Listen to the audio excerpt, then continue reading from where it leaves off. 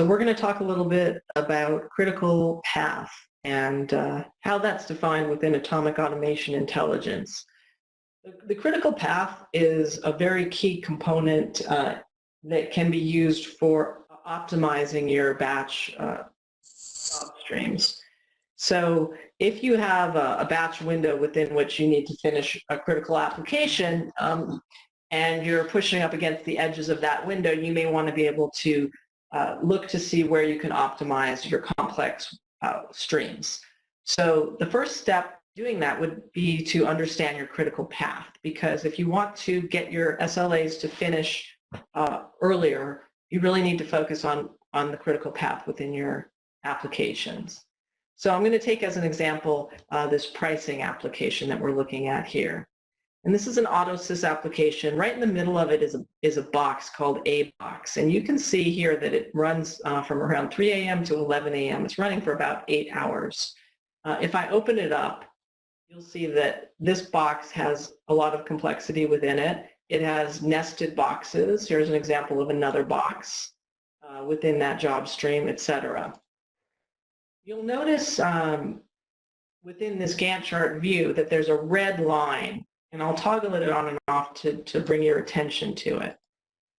This red line that's running through the job stream is the critical path of the stream. So if you wanted to optimize your stream, you would really want to focus on the jobs that are in the critical path.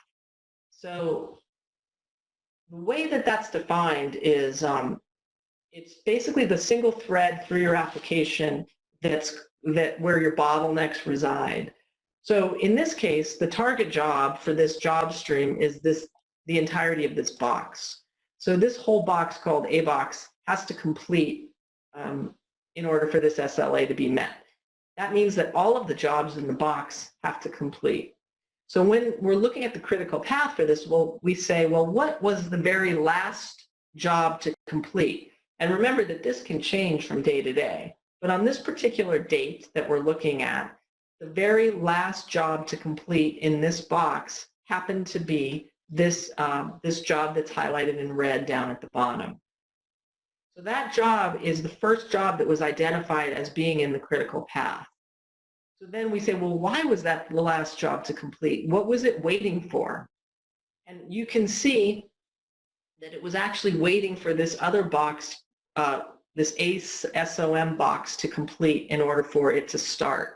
So this entire box is now marked in the critical path.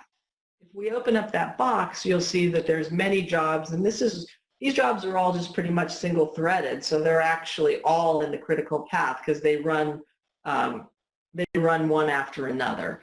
But where you'll see that this will get more interesting is that here's an example of a job that was in the critical path, and I'm going to zoom this so that we can see it a little more clearly. You'll see here that this job that was identified as being in the critical path has 1, 2, 3, 4, 5, 6 different predecessors. And if we take a look at the condition string, you'll actually see here's this very long condition string.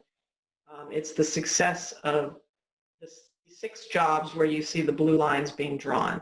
All 6 of those jobs have to complete in order for this job to start. So of those 6 jobs, the one that completed the latest was the one that was preventing it from starting. So on this particular day, on this particular run, this job here that's in red finished the latest, which you can see clearly on the Gantt chart. So it was selected to be in the critical path. It has only one predecessor, so that job was in the critical path. This job has 2 predecessors, but one of them finished much earlier, so it was waiting on this entire box to complete. Therefore, that box is in the critical path, etc. So that's how you trace the critical path a particular run. So what's important to note here is that the critical path can change from day to day, from run to run. So if you're optimizing your batch, what you really want to focus on are jobs that are in the critical path the largest percentage of the time and also run for a substantial amount of time.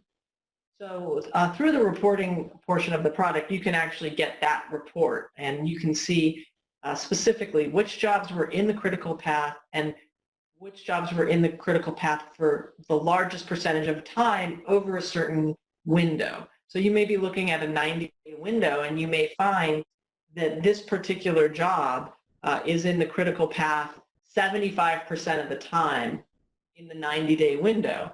Well, that's a good candidate for you to try to optimize, either change dependencies or run the job on a faster machine so that it could complete faster, and that would have an effect on your critical path. So, so that's why it's important to understand your critical path in order to optimize your batch streams.